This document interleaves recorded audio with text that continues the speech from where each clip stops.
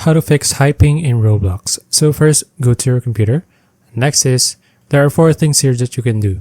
So first is, you can just press on Windows R on your keyboard, or you can just click on here, search, and then search for CMD. Alright, and then click on command prompt.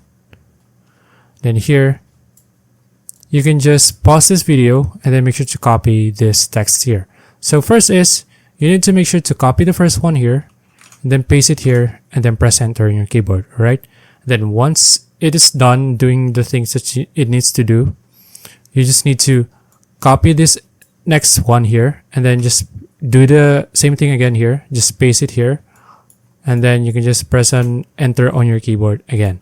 Alright, so you can just do that over and over again until you're here. Alright, so once you've done doing all of those, you can just close this CMD here, and then press on your Windows here, then press on this power button here, and then press on restart to restart your computer. Alright, so if your ping is still high, you can just you can just turn off your modem or router, then turn it on again and wait for the connection. Alright, and then try Roblox again, and then if your ping is still high, you can just do this third one here. Make sure no one else is downloading or uploading something with your internet. Alright, so if that doesn't work as well, you can try the last one here.